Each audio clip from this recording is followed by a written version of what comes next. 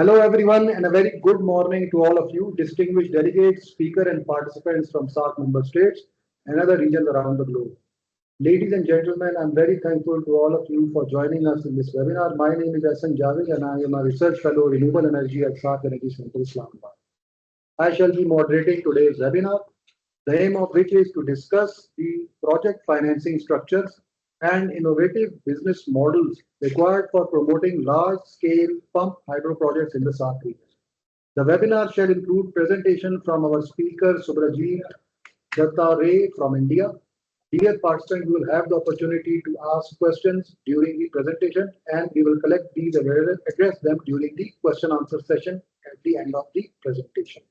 With this, now I request Mr. Abdul Rashid Jokio, who is the director of SAARC Energy Center, for his opening remarks. Over to you, sir. Thank you, Hassan. Dear participants and speaker of the webinar, good morning. My name is Abdul Rashid Jokio. I'm Director SAARC Energy Center. It's a great pleasure to welcome you all on this SAARC webinar on pump hydro projects. This event is organized by our center to address the pivotal role pump storage hydropower can play in collective pursuit of the energy security and sustainable future. As a technical arm of the SAARC Secretariat, our center has undertaken various interventions to promote energy security, foster renewable energy development, promote rural electrification, enhance energy efficiency, build capacity of energy professions of the South Asian region. SAARC region represents nearly 25% of the world's population, and energy security and sustainability is an important agenda for prosperity of South Asian region. Our region has an immense renewable energy potential, especially hydropower, and requires effective policies for enhancing energy security and climate change mitigation. Ladies and gentlemen, pumped hydro storage hydropower is a mature, crucial energy technology for integrating variable renewable energy resources like solar and wind by providing essential grid flexibility and stability. The vast hydropower resources within the SAARC region present an immense opportunity to leverage this technology. However, these projects are capital intensive and require long development timelines, making financing a significant hurdle, especially for developing economies like our region. Today's discussion will delve into specific business models required to unlock this potential. We'll explore how to create investment-friendly environments, establish robust policy regulatory frameworks, foster the innovative technologies and solutions needed for successful deployment in our region. Dear participants, we are privileged to have prominent regional expert of pump storage, Mr. Subrajit Datta Ray, who has joined us today in this webinar from India. I welcome him again. A few days ago we held a session on a renewable technology also. We hope this insights and expertise of Mr. Datta Ray will enrich our understanding of the pump storage sector in South Asia. I thank you for joining everybody for this webinar and expect this event to be interactive session. So feel free to join the discussions and express your valuable opinions. I'll request Mr. Hassan to carry the agenda further. Thank you. Thank you very much, sir. So now I'll briefly introduce the expert and then he'll carry on with his presentation. Mr. Subrajit Datta Ray is the Managing Director India and Regional Lead Energy for South and Southeast Asia for Tetra Tech. Subrajit has more than 19 years of experience with government institutions, public sector entities, and international development financing agencies in public advisory, sustainable financing of clean energy projects, facilitating development, finance, and infrastructure projects, public-private partnerships, and transaction advisory. Throughout his career, he had worked on several projects that have helped structure energy strategy, policy discussion, mobilize investment, financing, facilitating public sector participation, and boost socioeconomic development. He is also part of Tetra Tech's Global Energy Leadership Team. Subrajit has authored several thought leadership publications and is a frequent speaker at conferences and seminars. So over to you, Subrajit, for your presentation. Thank you, Hassan. Let me share my screen first.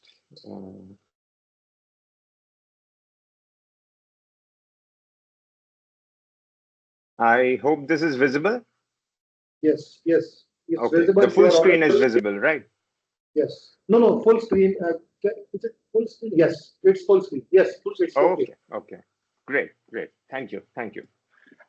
So a very good morning, good afternoon to everyone, and welcome to today's webinar on business models and financing for pump storage project. As Asan Saab introduced me, my name is Shubhrojit Dattare. I'm the MD for India office for Tetra Tech and also the regional lead focused on energy, of course, for South and Southeast Asia for Tetra Tech's energy consulting practice. It's my privilege today to welcome you on this very important topic, which I believe sits at the very heart of a successful and secure clean energy transition worldwide. Uh, Thanks to SAARC Energy Center for organizing this critical discussion, which again, just to reiterate, I believe is central to achieving our collective climate and energy security goals in this region, in the South Asian region.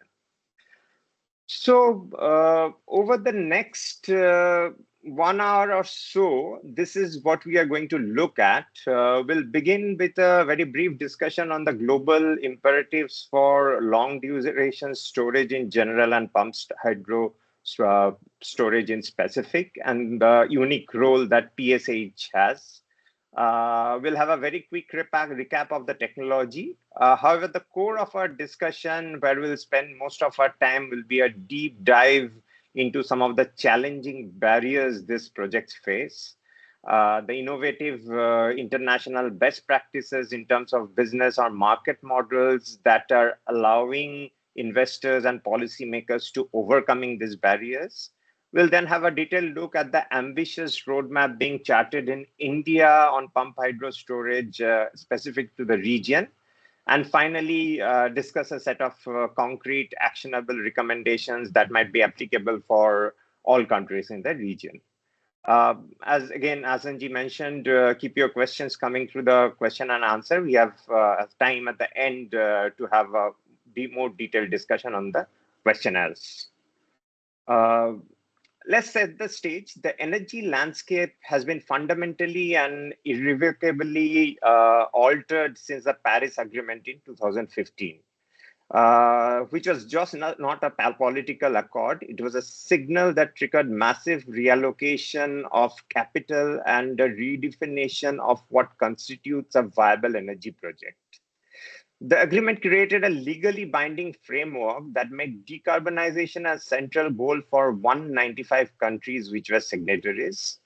It catalyzed new investment drivers that extend far beyond the traditional measures like levelized cost of energy, project IRR, etc.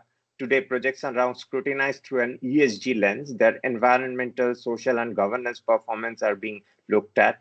Financial institutions are actively stress testing projects for climate resiliency. A project in a flood-prone basin or a drought-stricken region are now seen as a higher financial risk affecting bankability. Furthermore, the explosive growth of solar and wind has created massive and urgent demand for balancing services. The grid basically needs shock absorbers, and that's where storage comes in. So as the International Energy Agency reported, over 250 terawatt hour of variable renewable energy was curtailed in 2020, 5 years back, when storage was even less. And this was nearly equivalent to Spain's annual electricity demand. This is wasted clean energy that storage could have captured. If we think of countries like Denmark, which generates over 100% of its power from wind, they rely on heavy interconnectors to Norway's hydropower to balance their grid. And many of these are actually storage-based hydropower. So this is a perfect example of how regional cooperation through different technologies helps in balancing of grid. We have also seen how pump hydro storage in India helped during the COVID 9 minutes lockdown. The sharp drop in demand that came in, and then the sharp rise once the light off events were restored back was thankfully largely to an extent contributed by the flexibility that pumped hydro storage provided.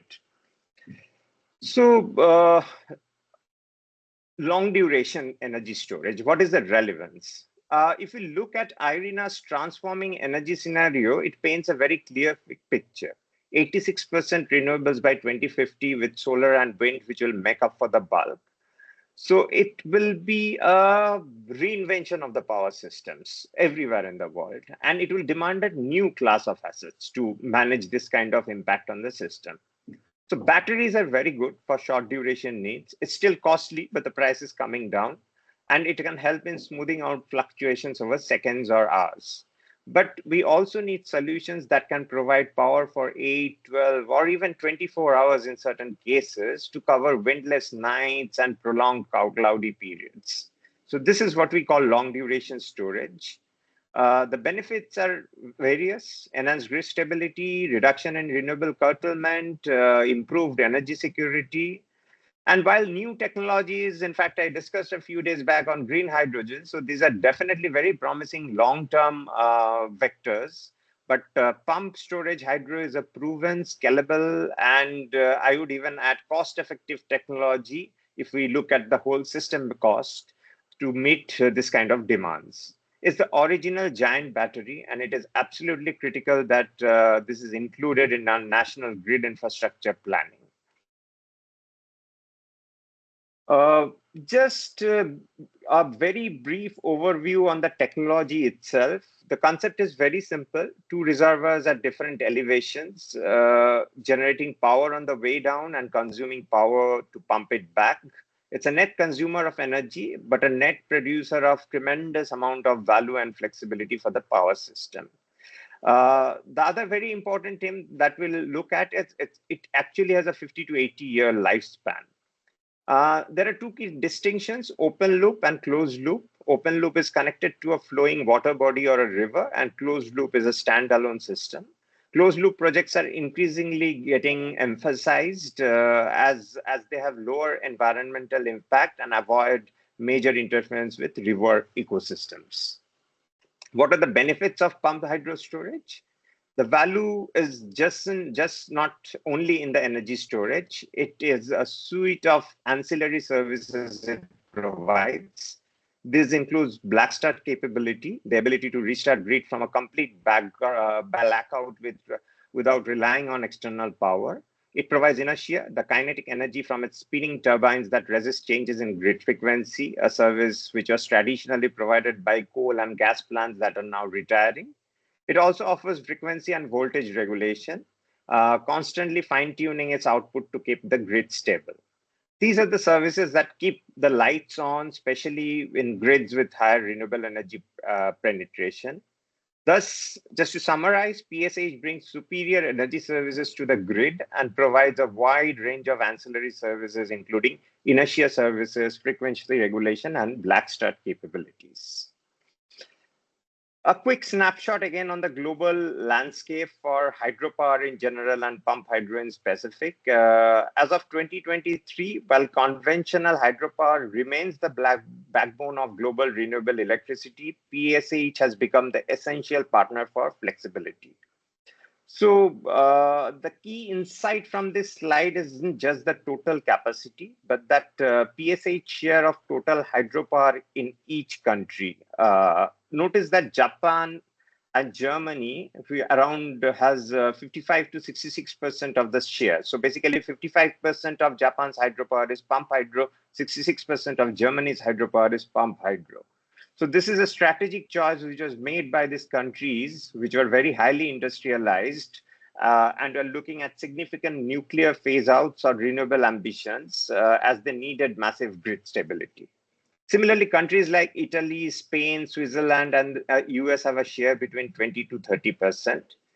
In our region, if we look at the share of India, out of around 52 gigawatt, only 4.7 gigawatt is pump hydro, which is barely 10%. And out of those 4.7, only 3 gigawatt, around 3.5 gigawatt is working on pumping mode. The rest is not. So similarly, let's look at China, which has a largest absolute pump hydro capacity globally, 51 gigawatt. But this represents only 12% of its total hydropower capacity. But the most exciting part for China is that is the reason why it has become the epicenter of global pump hydro growth. and it has set a target of 120 gigawatt by 2030. So they have recognized what Japan and Germany did a couple of decades ago. Let's zoom in our region. So this is a reality check that highlights both the immense potential and the significant challenges for SAARC nations. If we look at the global capacity addition, to put things in context, East Asia and Pacific region added a staggering 6.2 gigawatt of new pump hydro capacity in 2023, of course, driven overwhelmingly by China. The rest of the world combined added less than 300 megawatt. This underscores the impact of strong national policy and state-backed financing, and we'll look at it subsequently. The key reasons for China's and by extension the East Asian region dominance are rapid renewable energy growth, creating an urgent need, favorable topography in many areas, and most importantly, a strong policy push and long-term energy planning. Now, if we look at the SAARC countries, with the exception of India, the story is one of early stage potential rather than active deployment. Bhutan and Nepal, of course, as we know, have immense hydropower potential and have also identified pump storage projects. But development is in the feasibility or early pipeline stages. Similarly, Pakistan also has huge hydropower potential and many hydropower projects, but pump storage projects is something that is getting studied and identified. Similar with Sri Lanka, which has identified a few projects in its long-term generation plan that the utility CEB comes up with. Afghanistan, Maldives, Bangladesh have limited to no prominent PSH activity and focuses on priorities or technologies. Of course, in Bangladesh, in the Chittagong Hill Tract region, there have been identified some potential for developing pump hydro projects. This brings us to India, and while we'll look at it in more greater details, we see that India is attempting to do in the South Asia region what probably China is doing globally, trying to drive a step change in PSH capacity to secure its energy future. Now, let's get to the heart of the matter. Despite its obvious and immense benefits, developing a new pump hydro storage is notoriously difficult. Let's be very frank about it. The central challenge boils down to two things: ensuring profitability for existing plants and creating stable economic signals to attract institutional investments for the new greenfield pump hydro projects. So, not getting into all of the points and reading out, if we just club it into four maybe points, these are number one, high capital costs and long timelines. Unlike a solar farm that can be built in months, a pump hydro storage project is a decade-long endeavor. You have to spend hundreds of millions, if not billions, upfront with no revenue for years. The massive capital outlay and the long wait for returns scare off many private investors. Investors are exposed to the full cost before revenue commences, creating a very high-risk profile. Then there are regulatory hurdles, which is, of course, very country-specific. But in general, the permitting process is a maze involving multiple agencies for land, water, environment, and grid connection. And any single delayed permit can stall a project for years. That's something that's true for India, Pakistan, China, South Asia, Africa, everywhere. In India, for example, off-river pump storage hydro projects are still not treated at par with solar and wind, denying them streamlined clearances. A pump storage plant might take more than 10 years from conception to operation compared to far lower time for other technologies. Number three are the market risk. And that is the primary thing, as we'll see when we discuss more on the business models, the successful models. Because without an offtake arrangement, no investor will finance a pump hydro project without appropriate understanding of the offtake or the market risk.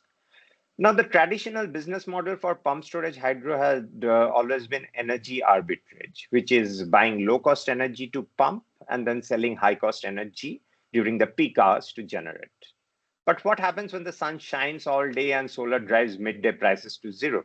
The high price peaks can become shorter and less predictable, squeezing these arbitrage margins. And as you will see, the move in markets like US is more away from the arbitrage models to get into more sophisticated market-based models.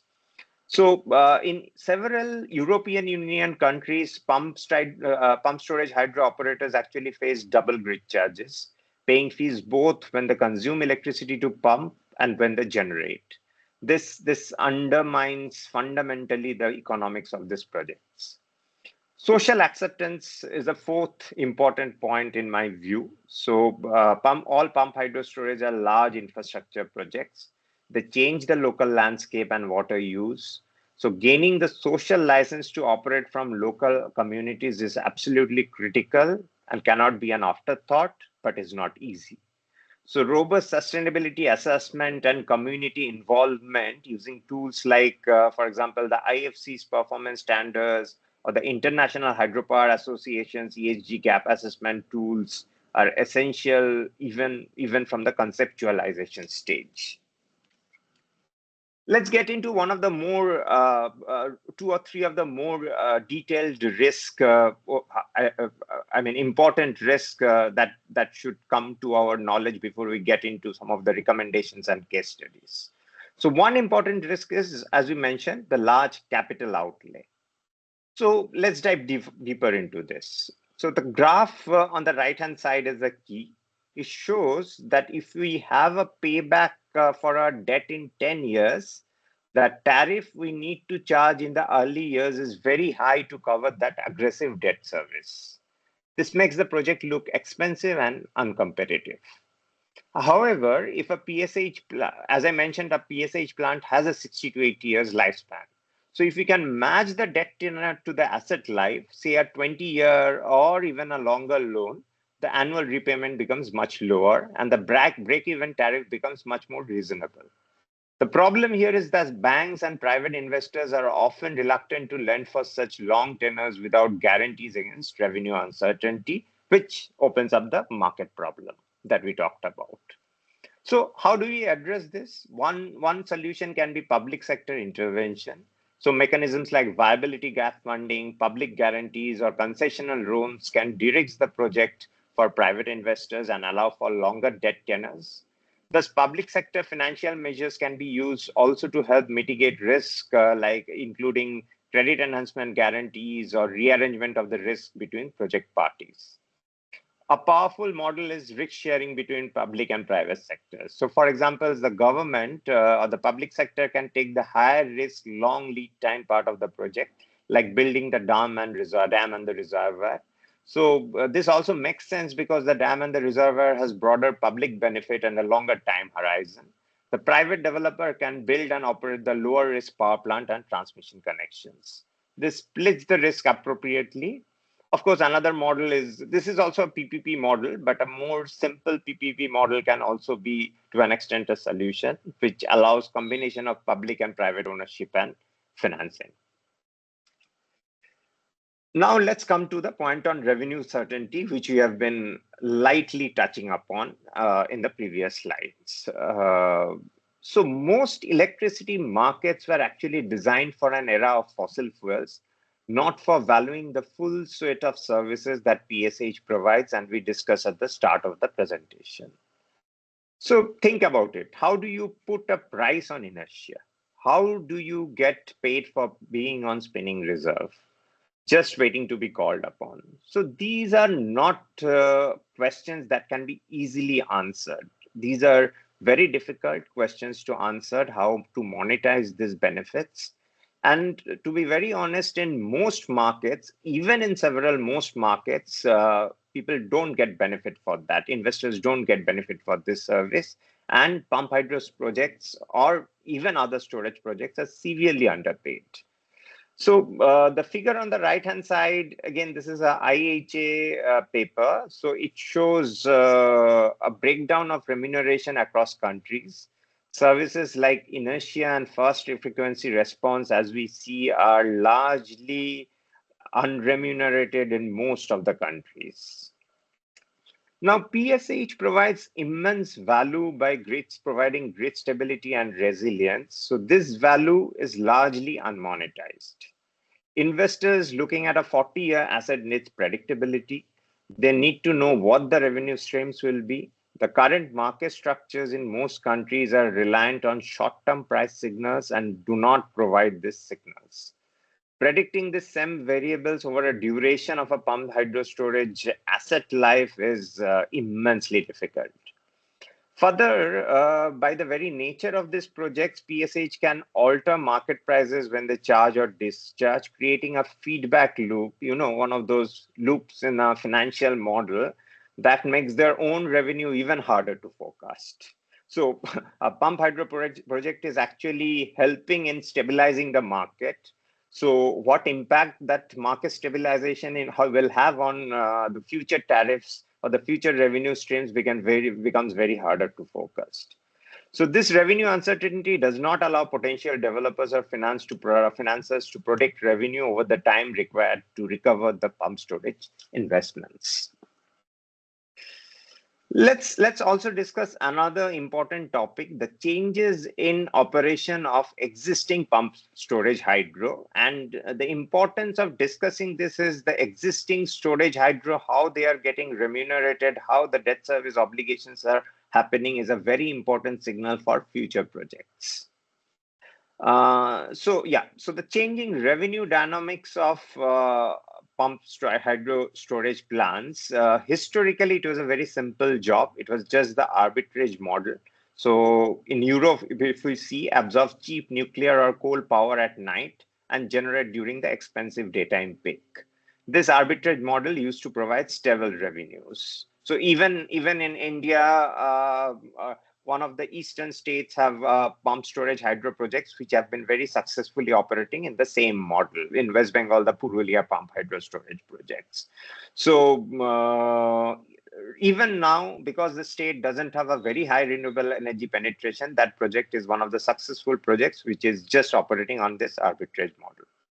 But in places where energy transition has happened and renewable energy penetration has happened, this model has been turned on its head.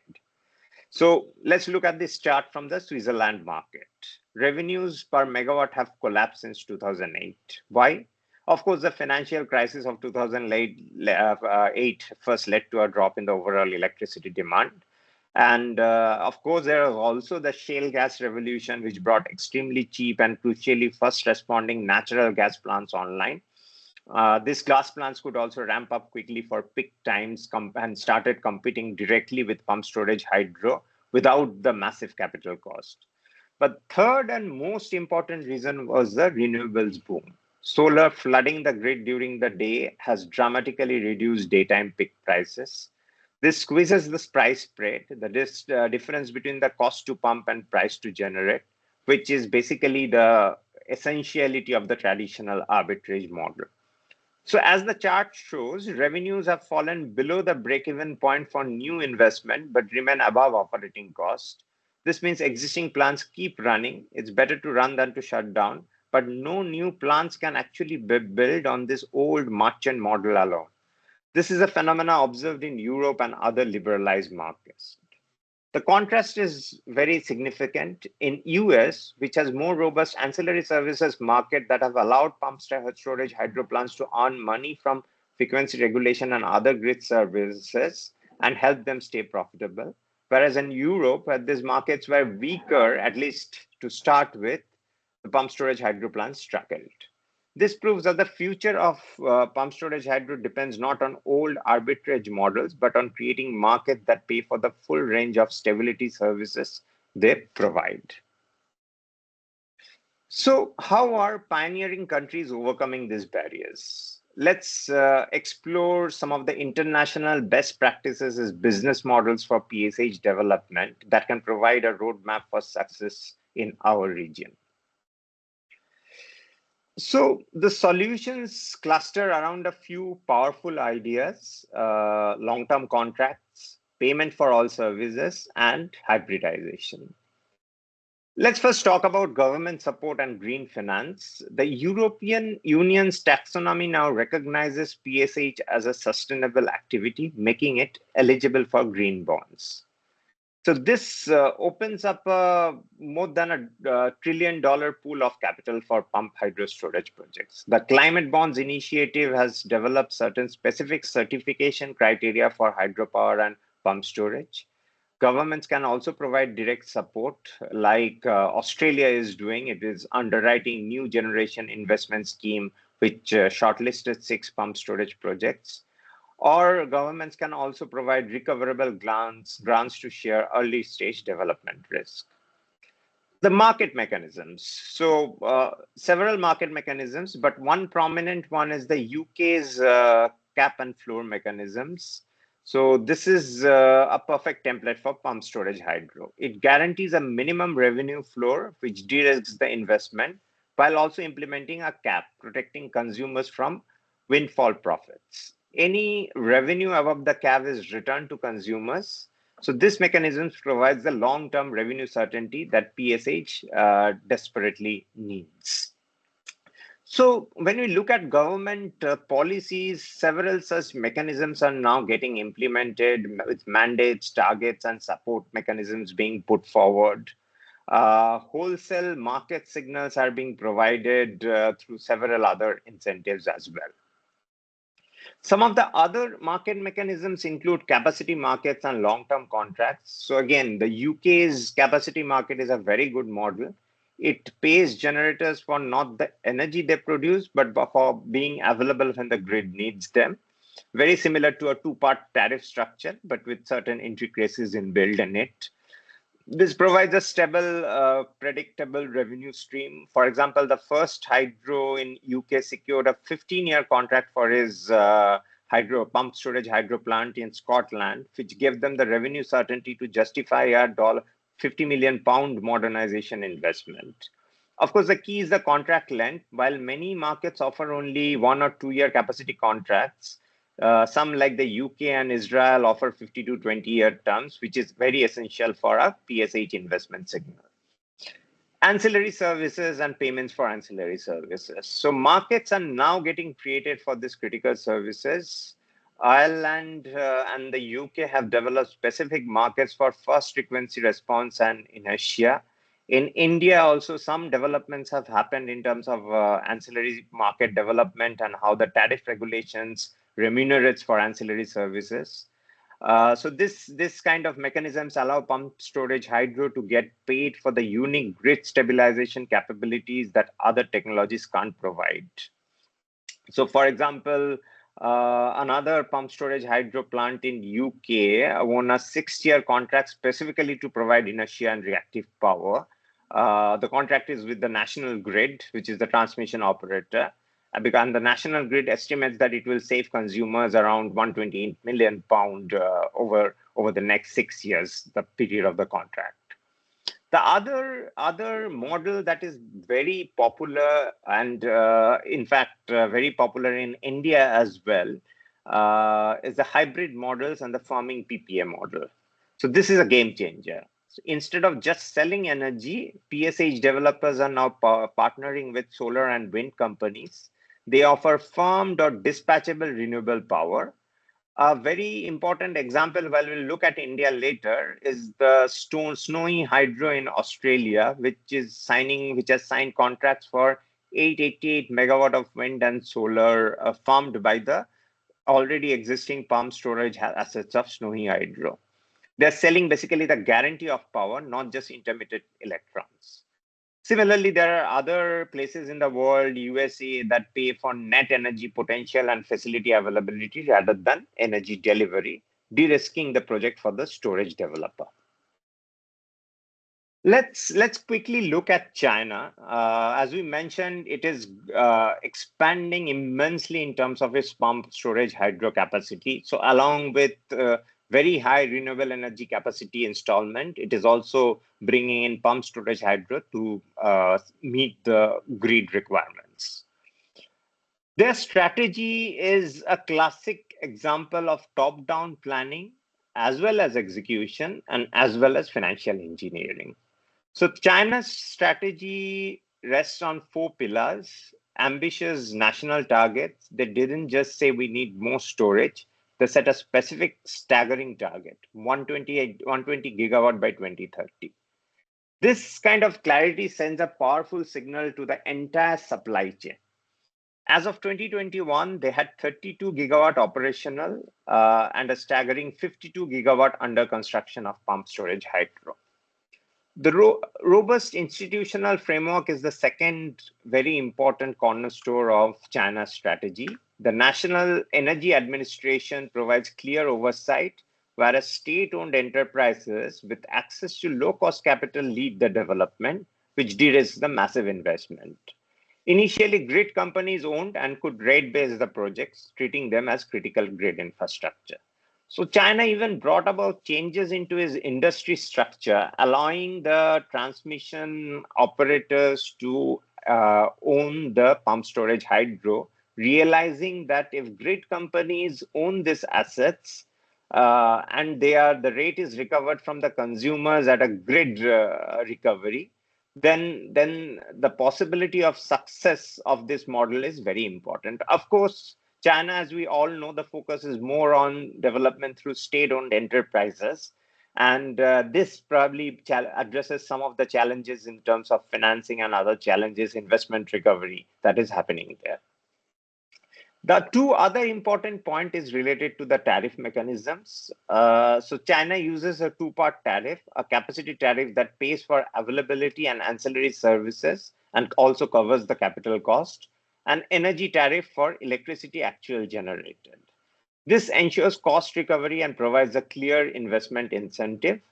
The institutions in China are now refining this mechanism to further optimize it, because a two-part tariff is also common in many other places in the world, for example, India as well. And in our region, probably most of the countries has a two-part tariff. But the finer nuances to bring in the capacity, the cap and floor kind of a mechanism, or the capacity market kind of a mechanism that ensures success of a pump hydro storage are slowly getting embedded into these mechanisms. So this ensures that even if energy arbitrage revenues are low, the plant can still recover its fixed costs through capacity payment, making it financially viable. The key takeaway from this is that China demonstrates a clear long-term vision combined with supportive policies, lead role for state-backed entities in early development, and a cost-reflective two-part tariff mechanism that can unlock rapid deployment at a gigawatt scale. Now we'll look at the region more closely and what is happening in terms of PSH development in India, which is embarking on one of the most ambitious and rigorous PSH expansion plans in the world. So the numbers are breathtaking currently for India. There are currently 58 pump storage hydro sites in various stages of development across the country, with a combined capacity when installed of around 70 gigawatt. So if we look at, we talked about India's 4.7 gigawatt of existing potential, though 1.4 gigawatt out of which is not currently working in pumping mode. But I think the most important part is the capacity which is under survey and investigation. Many of these are driven by, just like the Chinese model, the central public sector enterprises. But again, unlike the China model, private sector is also playing a significant role in developing this. The drive is, of course, fueled by India's bold climate commitments, 500 gigawatt of non-fossil capacity by 2030 and net zero by 2070. So to integrate that much renewable energy, PSH has to be a cornerstone. The tariff insight here is crucial. Levelized cost is one thing, but the landed tariff, including the cost of energy for pumping, is the real economic number. Optimizing this spread is key to the project's viability. So highlighting the need for dedicated low-cost renewable energy sourcing for pumping operation is what this messaging does. Without low-cost energy for pumping operations, the tariff can be really high, but with that, it can be really a manageable tariff. if we look at the numbers under the base cost scenario, generally we are looking at a tariff of Indian rupees 4.98 per unit, but with that input power, it generally increases to 8.92. So the focus has been on how to integrate to bring down the landed tariff of 8.92. So again, just quickly looking at the different phases of hydro or pump storage projects in India and an overview of the planning and implementation process. So generally it is divided into 4 stages. The planning phase, where site investigation and survey and investigation is, site identification and survey and investigation is done. As we all know, this is very important for hydro to protect against future geological, hydrological, as well as environmental risks. Subsequently, a technical evaluation phase is carried out to assess the mechanical design aspects and overall project efficiency for power generation. So the design criteria is to evaluate specifications, cost estimation is done, which is approved by the relevant authorities. Then it goes for regulatory approvals, both from the environmental standpoint, ensuring compliance with environmental regulations and impact assessment, and also on techno-economic clearance. So it is generally done by the Central Electricity Authority. Then the evaluation studies are done to examine project viability based on power potential studies and economic factors. The financial viability is estimated, and so on and so forth. So the policy and regulatory framework for India and how it has evolved over the years is presented here. So the landmark change came up in 2019 when large hydro was classified as renewables and several infrastructure support was announced. Subsequently, a lot of development has happened. Budgetary support is provided to hydro projects in terms of its flood moderation components. The DPR approval time has been reduced, and guidelines specific to pump storage, hydro, and storage has been provided. So India has actually learned from several global challenges and implemented smart solutions. One of the very key moves was amending the wind solar hybrid policy to include pump storage hydro, which facilitated the development of the integrated projects that I mentioned briefly. So again, if I have to talk about 3 important things, number 1 was the policy push. The classification of large hydro as renewable was a huge incentive, allowing projects to benefit from the renewable purchase obligations and subsequently the hydropower purchase obligations. And then came the storage obligations. So these mandates have helped. They have created also budgetary support scheme, as mentioned, funding enabling infrastructure like transmission lines. Streamlining approvals was a very important stage, aggressively cutting down on DPR approval time from 125 days to 90 days and further to 50 days for bid-based projects. In infrastructure, time is money, and this is a significant reform that reduces the project risks. A draft bidding lineup guideline came up for PSH projects to promote development, transparency, and stakeholder risk sharing. CPSUs were chosen as key developers for their proven project management, large-scale execution experience. And the Ministry of Power actually allocated 73 gigawatt of PSH sites to CPSUs to fast-track capacity development. This includes the 70 gigawatt we talked about, but also beyond that. New guidelines were formulated for dispute settlement measures because this is something that was hindering so many of the hydropower projects, ongoing hydropower projects in India. Of course, the Central Electricity Regulatory Commission played a stellar role, and the tariff regulations introduced in 2024 actually addressed or tried to address to its best possible capacity within the overall framework on how PSH development can be promoted and accelerated, the growth can be accelerated. So, for example, extended depreciation period was provided from 12 to 15 years, reducing tariff front loading. We talked about it under one of the barriers. Incentives were provided for frequency response. So they finally put a monetary value on grid stability, up to 3% higher fixed charges for providing primary response services. So this is how the ancillary market is getting opened up by the intervention of wise intervention, I should say, of SAARC. Peak hour incentives were provided. So the arbitrage model is still continued and more incentive is provided to supply power during the peak hours. A direct payment of half Indian rupees per unit for delivering power during peak times, directly rewarding the core arbitrage services. Higher return on equity was allowed to developers to improve financial attractiveness and separate treatment for O&M costs to allow more accurate cost recovery. Of course, certain other provisions were provided, like capex up to 10 lakh per megawatt permitted for local infrastructure. So this addresses the social challenges often, as well as the financial challenges that projects face.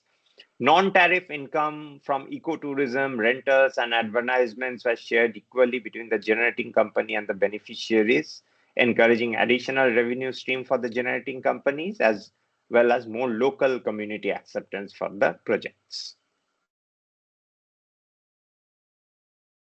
So this case study, I mean, to be very honest, this was the first project in India which looked at an integrated hybrid and farming model to develop a pump storage project. So subsequently, many other projects are now following the same approach, especially the private sector driven projects, but also the CPSE driven projects. So the Greenco Pinnapuram project was a landmark achievement and is a model perhaps for the entire world, not only for South Asia, embodying the hybrid and farming models we discussed. It is not just a pump storage hydro plant. It is actually a renewable energy hub. So we talk about hydrogen hubs. So this is actually a renewable energy hub from which the hydrogen hub concept got borrowed. So 1,000 megawatt solar, 300 megawatt wind, 1,200 megawatt of storage with 9 hours of duration. This allows it to offer a truly dispatchable renewable product. Its success is proven by its offtake agreements. It won a contract in a SECI auction. I'm sure all of you are aware of the auctions being conducted by the Solar Energy Corporation of India to procure power for the DISCOMs, round-the-clock power, FDRE, load-following power, etc. So it won a contract in a SECI auction by bidding to provide peak power at a competitive rate, 6.12 per unit. So this is a competitive rate in terms of a round-the-clock approach. Maybe solar prices are lower, but solar is 6 hours a day. So this is base load power as well as peak power.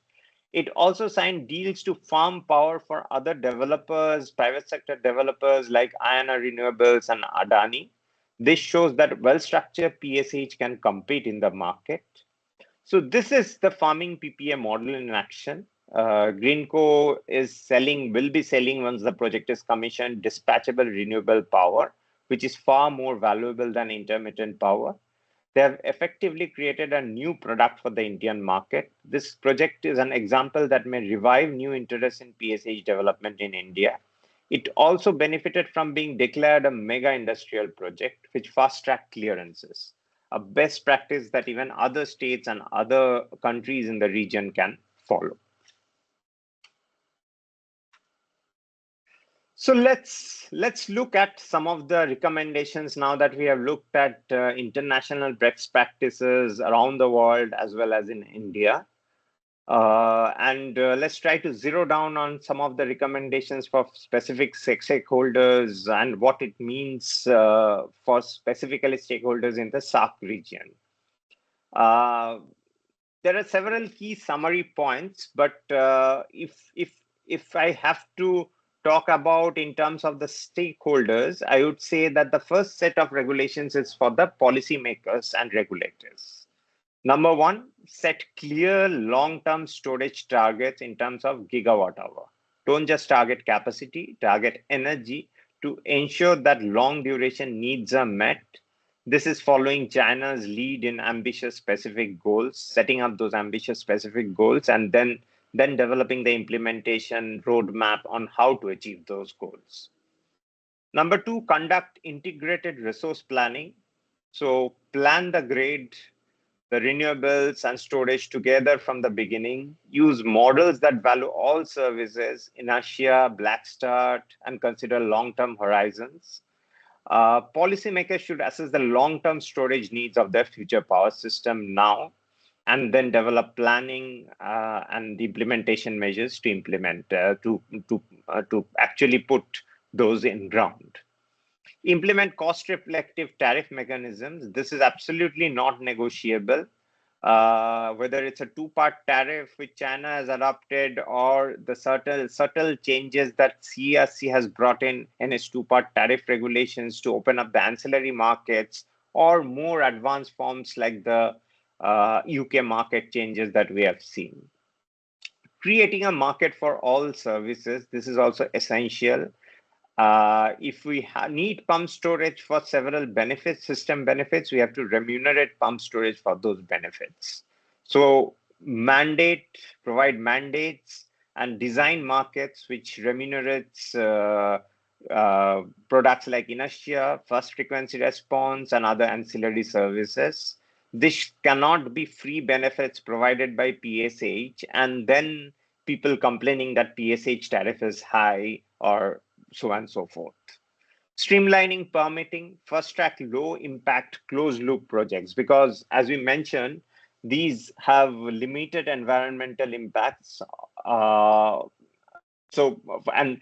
specifically to expedite these projects, we can use tools like the IFC's performance standards or several other ESG or sustainability protocols that are there.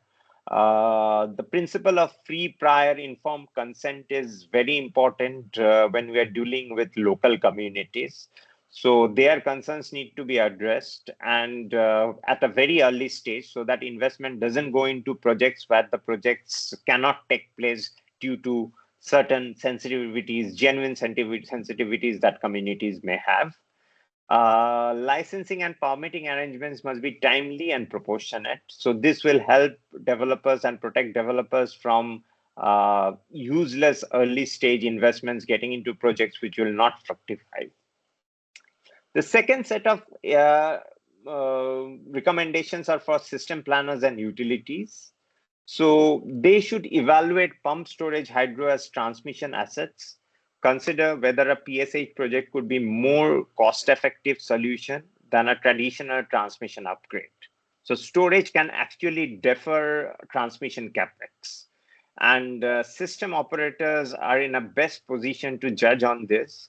So suitable industry structure change or industry restructuring may need to be done to allow system operators to own or contract for pump hydro storage services for grid support.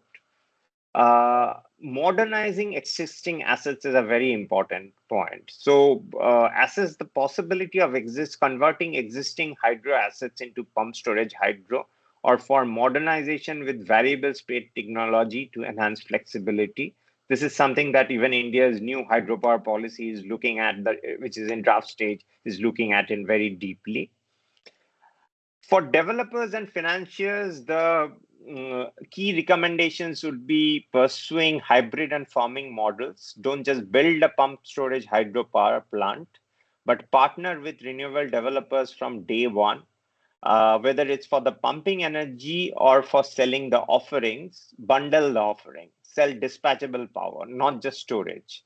This directs the revenue stream, even when the market doesn't monetize you for all the projects. So you are intrinsically building in your product the benefits of a pump storage hydro and getting it monetized, not through a regulatory mechanism, but through a commercial market mechanism that offers the off-takers products that they're looking for, say dispatchable power.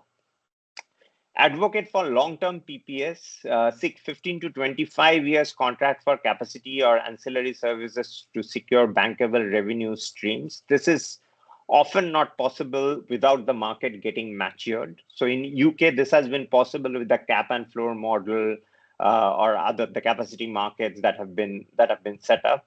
And these are perfect templates. So I don't think that our region is that immature to implement some of these models. At least some of these models are definitely on the cards for India in the next 2 years. Utilize green finance, actively pursue green bonds and climate finance to reduce the cost of capital. This will ensure that projects are aligned also with international sustainability standards, because this green finance will only come in when you are adhering to those sustainability standards. So there is a dual benefit. One is the cost of capital is going down, making the possibility of this project being successful high, and the projects are also complying with the international sustainability standards, addressing several concerns from the standpoint of ESG protocols. So the overarching message is clear. We need to value what PSH provides, create predictability for investors, and integrate strategically into energy transition plans.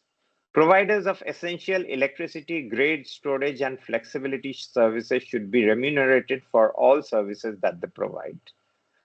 Policymakers should assess the long-term storage needs so that most efficient options, the least cost options, are built and not lost. Comparisons between storage and flexibility options must follow a technology neutral and a very consistent approach that considers all impacts and benefits. Essential electricity, grid, storage, and flexibility services should be remunerated. Licensing and permitting arrangements must be timely, proportionate, and take advantage of the range of internationally recognized sustainability tools. Investors in long-lasting assets such as PSH must have long-term visibility of revenue. Without that, it's very difficult to develop these projects. So risk sharing needs to be well thought out, and it should also deliver the lowest overall cost to society in the long term. The prospect of existing hydropower assets converting them into pump storage hydro should be looked at, and mapping their potential to provide the most efficient long duration storage. Green recovery programs should include and support PSH, and green finance mechanisms should incentivize PSH. I think that brings us to the end of the presentation. Thank you for all your attention. This is the conclusion of the formal part of my presentation. We can now have time for your questions, and I'll pass on to Asen to take it forward from here and facilitate the questionnaires. Thank you very much, Subhrajit, for an excellent presentation. So we have listened to some excellent remarks and examples, international examples and regional examples from Mr. Subhrajit. So I would request all our participants to ask questions if they wish so on the topic of this presentation, and then we will address them to our expert. So Subhrajit, we have a question from one of the participants just to start the conversation. You have mentioned in your presentation about the regional differences in US and EU markets on the PSH monetization. And you mentioned that since US was successful in monetizing the PSH value, which could cover the investment cost, but on the other hand, the EU is finding it difficult. Could you elaborate a little bit on that one? Sure. So if we look at some of the state specific regulations that were brought in by US, and in fact even in Canada by first of course the FERC and then by some of the state transmission operators. So this opened up the market for ancillary markets. So some of the products we talked about, the fast response services, the black start capabilities. So PSH, pump storage hydros, were additionally remunerated for these services. The regulations enabled providing additional monetization to pump storage hydro, apart from what the rate, I mean, we call it tariff. In their lingo, it is rate adjustments. So the rate adjustments took care of the normal capital cost recovery, but the ancillary markets opened up the market for this additional value that that pump hydro provides. So before going into Europe, if we see India has just started in opening up this market. The CERC regulations now allow certain additional charges to be provided to pump hydro storage projects for compensating for some of these benefits that they provide. So this was done by US long back. In the UK, unfortunately, as we know, UK ultimately, even if ancillary service monetization benefits is provided to a pump hydro project, this will be passed on to the consumers. So the European Union probably wanted to provide, at least some of the countries wanted to protect the consumers from this additional charges. So exactly this kind of mechanisms did not evolve at that time. But what countries like UK did was they brought in other market mechanisms, like we talk about the capacity market, which remunerates pump hydro storage for being online, being present to serve the demands, the energy demands when it is required. Similarly, the cap and floor mechanism, which was evolved later on, which actually is a very interesting mechanism which remunerates the pump hydro storage projects, enables them to recover the fixed costs, but doesn't let them allow, windfall profit. So even at times when there is a very high demand and very high price in the wholesale market, pump hydro storage tariffs are capped at a certain level. So if you remember, India did something similar a couple of years back when during the onset of summer, the prices increased to a large extent because of, the Himalayan hydropower was still dry. The wet season hasn't started. The solar potential was not reached. It was just summer was still not there. But the heat was up and the AC demand and everything was increasing. So the power market signals were going through the roof. The prices were increased. So India put a cap on the power market trading price. So that is like the cap mechanism. Similarly, the floor mechanisms provides a certain assured return to pump storage hydro. So yeah, so Europe probably came up with these mechanisms a bit late, but US through their studies and all, they did a lot of analytical studies to understand what kind of monetization benefits, remunerations, pump hydro storage or other storage technologies need, and they brought in those ancillary benefits, monetization, price points to their regulations much earlier. Okay, thank you. So coming up to our region, you have quoted example of China as one of the leaders, not in our region but in the whole globe. And then you mentioned about China being the country which is mostly the projects are financed by the SOEs, are undertaken by SOEs. While on the other hand, you have mentioned that in India, the private sector involvement is increasing in these projects, or it has involvement in it. And you mentioned somewhere about the ₹6 tariff on one of the projects for this pump hydro. So does this cover cost? There are two questions.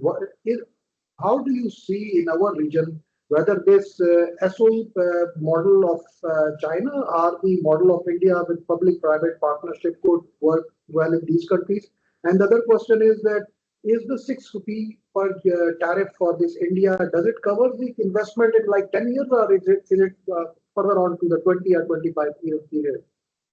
Okay, so first on the development model. So again, it's debatable. One is ultimately whether it's a pump hydro or a hydro, it's developing hydro projects needs a lot of experience in terms of project management, construction experience, civil engineering experience. It's probably one of the most difficult power projects. If we consider the entire spectrum from other renewable sources or transmission or distribution, hydro projects are most challenging to construct. So the advantage of public sector players developing it, whether it's in India or Bhutan or Nepal or Pakistan, is that most of the public sector players have certain capabilities. Whether it's a NEA in Nepal or a NHPC in India, they have already developed large hydro projects. So the capability is there. China, of course, we know the market is different. The overall ecosystem is more public sector driven. So that's why probably they have banked on public sector. But India, the other reason for emergence of the private sector in pump hydro storage is twofold. One is some of these private sector players like JSW, Tata Power, etc., have also developed certain amount of skills in developing hydropower projects over the year, developing and operating hydropower projects. So they are quite confident. They have access to capital. Of course, the public sector entities also have access to capital, but they have also access to capital and they have huge growth ambitions. The third is, if we look at who all in India, the private players who are targeting these projects, most of them are already established renewable energy players. So that brings us to the point of that hybridization technique or the farming of power technique. So basically what they are trying to do, their focus on pump storage hydro project comes from the objective of selling farm power in the market. So they already have renewable energy sources. They know that they can get cheap pumping power for their pump storage projects. And then the pump storage projects generated farm power will be much lower at cost and they can sell integrated farm products in the market. So that is the reason. So I think the question depends on, the answer to the question depends on the maturity of the private sector and in what stage they are in. In India, some of these players are quite capable, and I am very firm believer that it has to be a public-private driven model, especially if the private sector is also credible. But of course, the credibility of the private sector remains very important, whether it's any small player or bigger players like the Tatas or the Adanis who have the capability. That kind of. So if you see the competitive bidding pump storage hydro policy that India came up with, it has very stringent criteria on selecting the private sectors in terms of the technical experience. Coming to your second question, yes, the 6.12 tariff is a levelized tariff. So, of course, the first few years tariff would be higher, which we know that's true for any hydro and pump storage hydro. The first year's tariff is higher. It then after the initial capital cost, after the capital cost is recovered, it becomes very low. The reason why 6.12 is still not, I mean, it seems very high. It might seem very high compared to a solar when we are all hearing about 2 rupees and 2.5 rupees solar is, as I mentioned, this is farm power. So in India, any new coal power plant that gets built, the tariff will end up in the same range, around 6 rupees. So if a hydropower also clean energy power source is also providing farm power at the same range, then of course, from the context of clean energy transition, that is a more attractive proposition. Okay, thank you, Subhrajit. So another question is from my side. I mean, we have conducted a study back in 2021 on net metering mechanisms in South Asia. And in that study, what we did was that we evaluated different models of net metering, net billing, relevant to the distributed energy generation of different areas around the globe.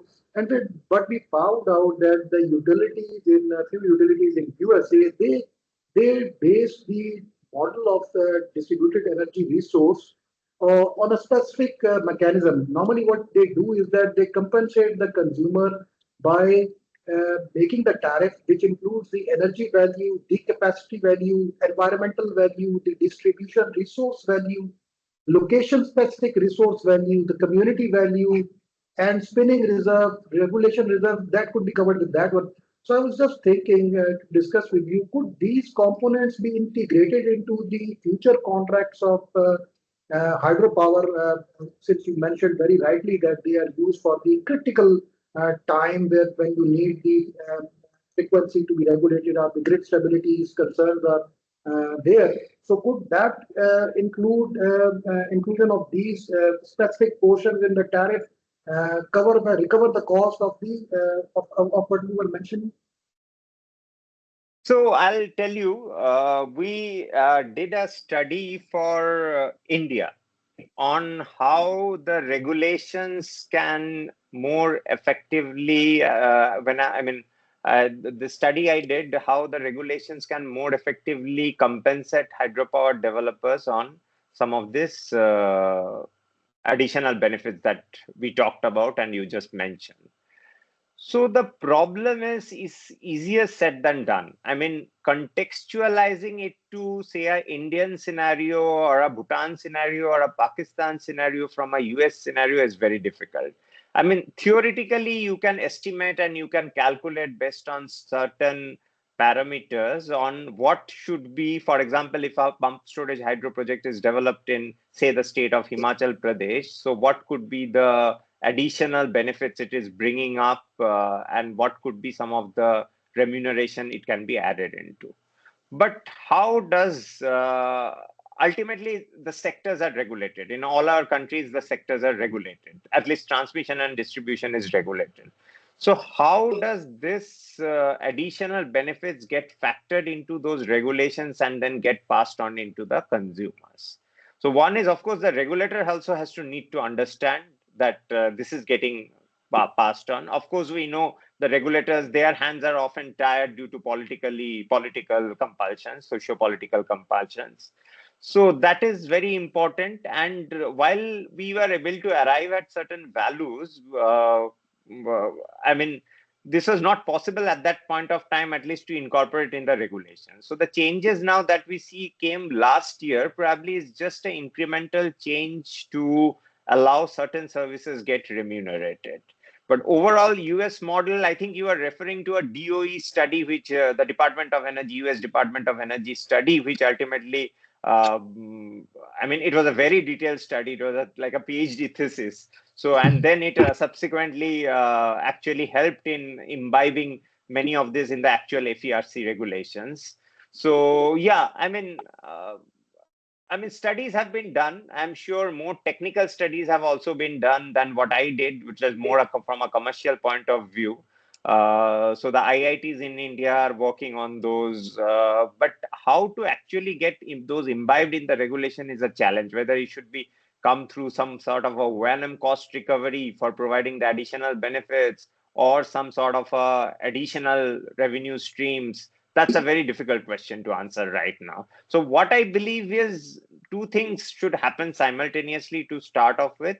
The developers should integrate and provide farm power to get these benefits imbibed into their product. And of course, the regulators and the policymakers should facilitate addition of some of these additional charges, whatever is possible, through the tariff regulations. Okay, thank you very much, Subrajit.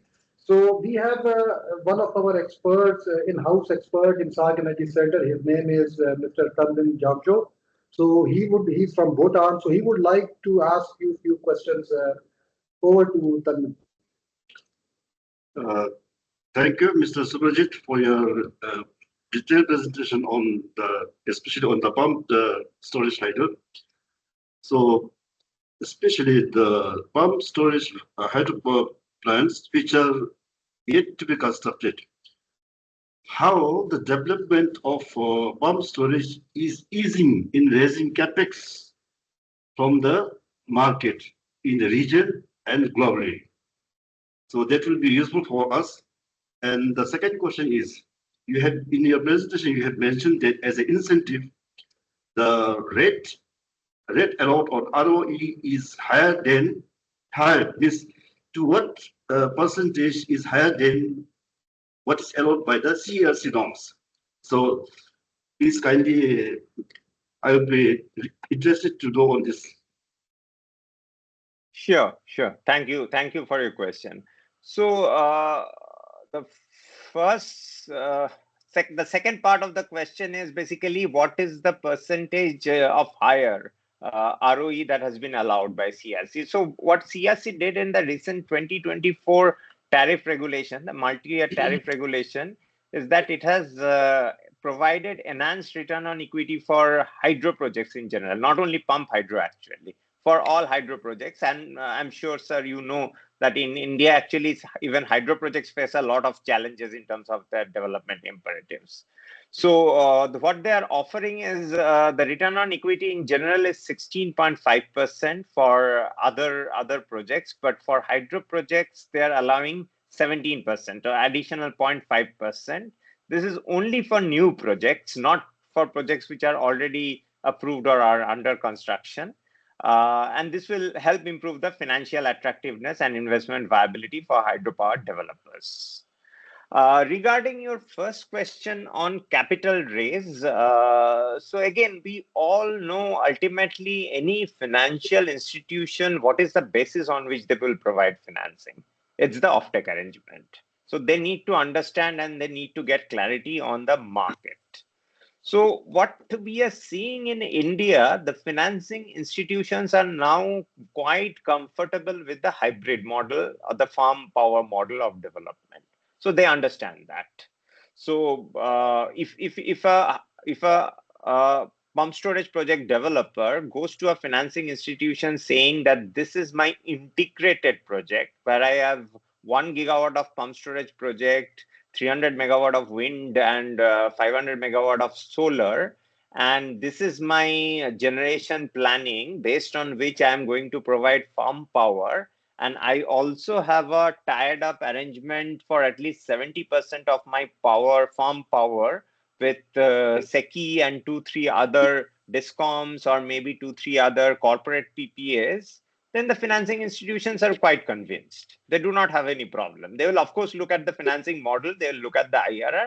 But even if 30% is untied, and probably the developer is saying that I want to leave that 30% as it is because India has a operating power market where I think I can get more profit in certain time of the year. So the financing institutions are quite convinced, and capital raise is not a problem. But the problem is happening if you are taking a standalone pump hydro storage project and trying to convince the financing institutions that these projects have several other benefits that can be monetized. I can get revenue streams for ancillary benefits. When the systems will face challenge, I can provide black start capability and I can get remuneration, because that is not possible in the market context. And that's probably what Hassan's earlier question was. In US, that's possible, but in India right now, that's not possible. So there the challenge comes. And that's why in India right now, almost everybody is going through the integrated model. Projects which are standalone are not really moving. I mean, even if they're technically viable. I hope, sir, that answers to a large extent your question. Thank you, sir. Thank you very much, Tanvin, for your question, and Subrajit for a detailed answer. So, Subrajit, we have a question from Mr. Abhishek Pokhral, who's from Bhutan. He has asked a question that could additional charges for the ancillary services of PSH translate into a higher MCPs during the daytime, stabilizing the solar market rates? I hope you understand. Yeah, a market clearing price. So ancillary charges in terms of market clearing price. So the way I see it is the market prices in India are not really determined by tariff regulations. So the market clearing prices are totally dependent on a demand supply situation. So for example, just the example I gave to, a few moments back, if a project is having 30% energy to be sold to in the open market, and for whatever reasons, due to certain cloudy days or whatever, the market clearing prices is higher in a certain period. So of course, the pump hydro storage projects will earn more money during those periods due to the higher market clearing prices.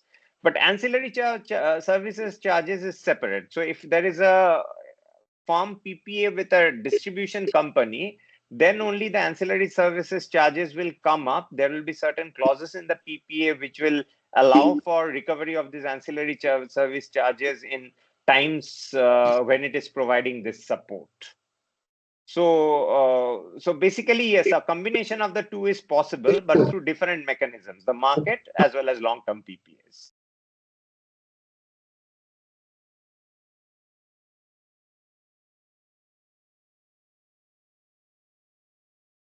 You're muted, Mr. Hassan. Sorry.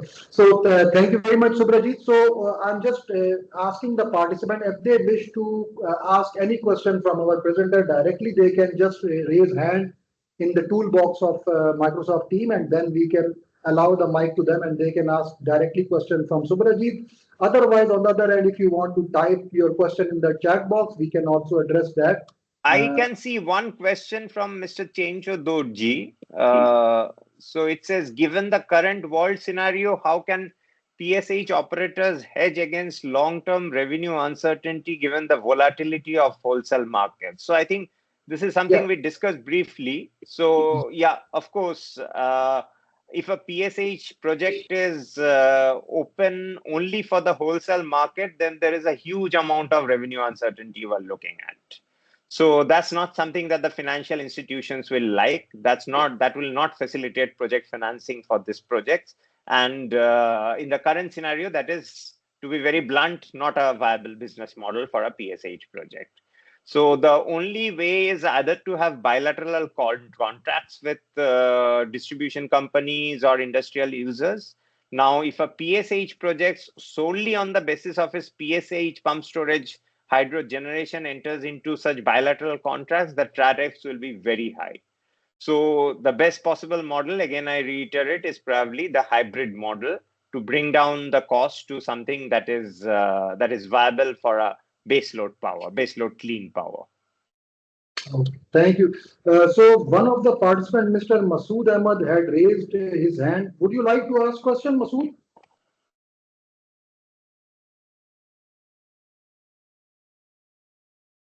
Wish to do so, we can allow you the mic. Otherwise, you can type your question. You had raised a hand earlier. I guess he's okay. We'll check him later. So, Subrajit, we have covered a lot of portions during our question answer session on from financing to regulatory hurdles to the market pricing mechanisms. I guess we have left over one very important portion which you have mentioned in your presentation about the social acceptance of these projects. So I would like to ask one question on that one. How do you see is the consent taken from the stakeholders, land, water issues? Are the problems same for the normal hydro projects and PSH projects, or do we have some quick mechanism for solving these issues? I hope you understand my question.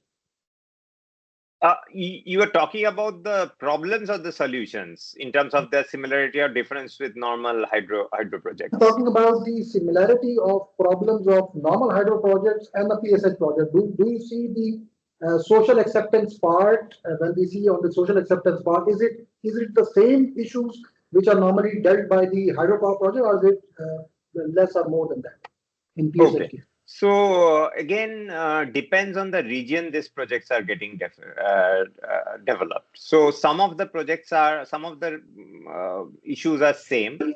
So for example, related to environment. So all the projects need a large amount of area. So whether it's a normal reservoir-based hydro projects or a pump storage projects, which actually needs 2 reservoirs. So there is a large amount of land requirement for these projects. And getting such huge reservoirs, water bodies, often we get into places which are environmentally very fragile. So these are sometimes forest regions, sometimes very green regions where a lot of sometimes regions where actually the tribal populations live. So all of these issues makes it more challenging. So the second is there is a perceived, I'm talking about the additional challenges of pump storage hydro. With 2 reservoirs, there is often this apprehension in the community mind that the entire landscape of the region is going to change. So that is an additional barrier that often happens. Now, if we see what are the benefits, I mean, the pump storage project is actually benefiting a large system. So if a project is getting developed in, say, a state like Odisha in India, it will probably benefit the entire eastern region. You can't even tell to the local populace that for a mini hydro or a micro hydro, you can tell that 100 villages in the region are getting electrified from this project. But a pump storage project is actually not directly resulting in any immediate benefit to the local population. So yes, these challenges are there, and that's why it's very important in terms of planning to identify those regions where these projects can be developed. So where the impact on environment will be very minimal, where community acceptance will be higher, and all of those issues can be sorted out. Okay, thank you very much, Subrajit. So we have one of the participants, Mr. Masood Ahmed. So over to Masood Ahmed. Would you like to ask the question? You can introduce yourself and from where you are.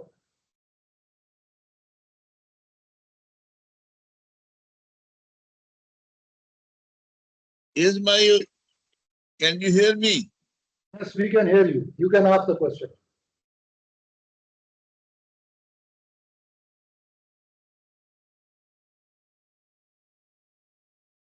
Mr. Masood, we can't hear you. How about now? Can you hear me? Yes, sure. Go ahead. Okay. My name is Masood Ahmed. I'm electrical engineer with some power energy sector. And my question is the problems it has, my dear friend has elaborated. I see that Pakistan has not the up to the mark capability for qualifying these projects.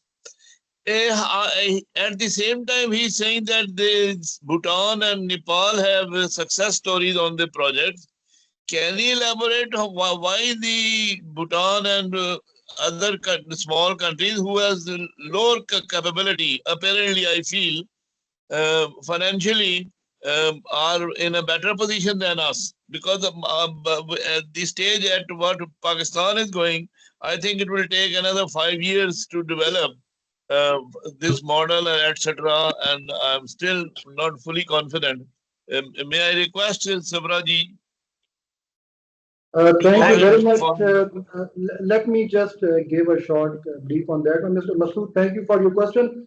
First of all, we had listened to the presentation of Subrajit, and what I guess he understood was that he was mentioning about the potential of Bhutan and Nepal. Since the potential of hydropower is too much for those smaller countries, of course, the potential of hydropower is also there in Pakistan, in India also. There's huge potential in all the SAARC region.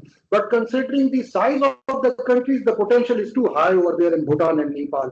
Regarding the development of PSH technology, I don't think Subrajit has mentioned that hydropower PSH has developed so far in Bhutan and Nepal. They are still in the planning phase. So over to you, Subrajit, for further clarification. Thank you. Thank you. Yeah, I think you summarized it very well. So, of course, huge hydropower potential in Pakistan as well, and Nepal and Bhutan, compared to the sizes, their population and energy demand, they are two of the countries probably around the world which has the highest hydropower potential in terms of the population size and the size of the countries. So Nepal and Bhutan has identified projects, identified areas where these projects can be developed. And when this ultimately gets developed, so Nepal and Bhutan already have the Indian market. Generally, most of their hydropower projects, especially Bhutan, are selling large amount of power to India. So that will gradually evolve. So is it, but again, then having said that, both these countries are also looking at other renewable sources of power. Bhutan is now heavily focused on distributed solar PVs and other renewable energy technologies. So they will also gradually need storage, some of which can come from the traditional hydro, but they might need pump storage hydro as well. So I think all these four countries definitely have a lot of potential, probably Afghanistan too, to an extent Sri Lanka, but not so much, of course, Maldives, Bangladesh a little bit. That's what I mentioned. But how the market changes, how the market evolution happens, that is something that is very important to see on how, what kind of business models this project has to adopt to become successful. Thank you very much, Subrajit. I guess you have replied on that. So Masood, do you have anything else to say, or okay, we'll go to the other question from Nepal. The participant is Ms. Kiran Gautam from Nepal. She has asked that these days, if we talk about energy storage technology, we talk about PSH, battery energy storage system, and hydrogen. How do you see, are they complementary or competitive? So, yeah, I mean, very interesting questions. This is something that gets discussed very often. So I see them as complementary. First, let's take the last one, hydrogen. This is yet to evolve, especially as a storage technology. Of course, hydrogen as a decarbonization tool from hard to abate industries is already evolving, though still higher priced. But as a storage, there are certain other technical complexities that needs to be addressed. So it is still not at par with pump hydro or BESS.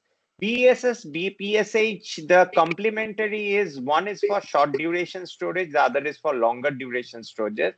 So the different aspects of the market mechanisms are get covered very suitably by this. So the short-term durations by battery and the longer duration by the pump storage project. So I believe they are quite complementary. The only additional challenge to pump hydro storage is a longer gestation period, which BESS can quickly come up with.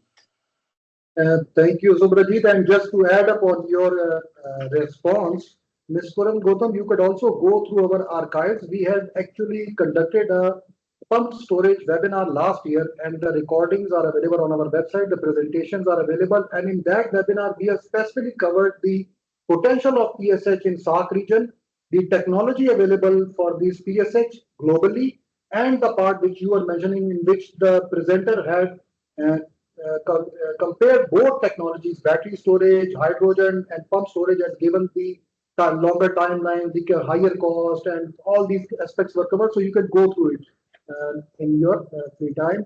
So we have we will take another question. It's from Bhutan, Sharing Zangmo. So over to you, sir, for your question. Apologies from my side, Miss Sharing Zangmo.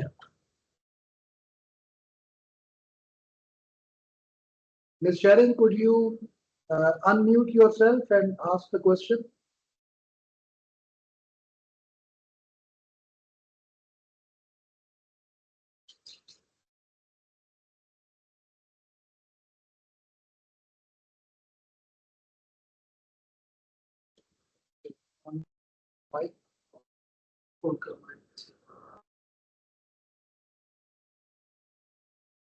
Ms. Sharon, if you are there, you can ask the question.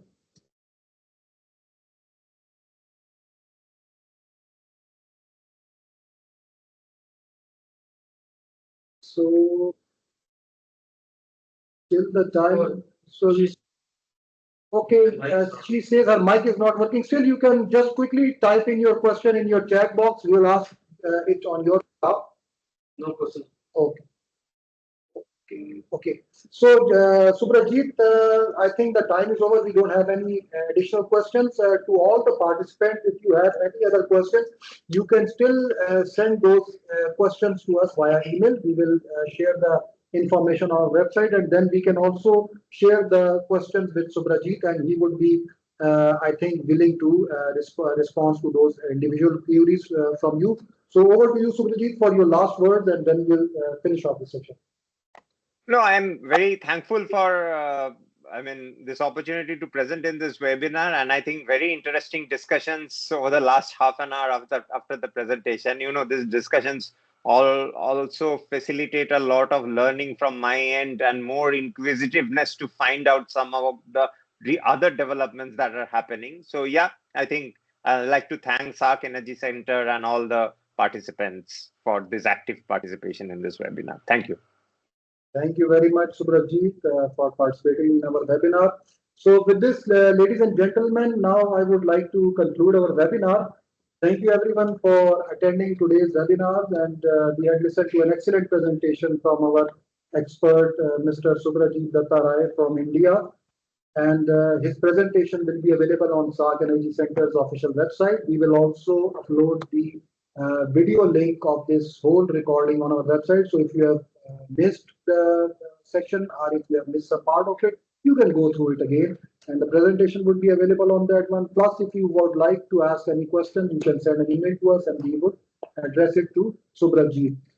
Finally, if you have any other suggestion, if you wish to have a webinar on a specific topic relevant to pumped hydro or any other, you can still refer it to us, and we will try to engage, and we will try to get an expert and conduct that webinar again in future. We would gladly do that. So with me signing out, thank you once again for joining us today and looking forward to see you. Thank you very much. Bye bye.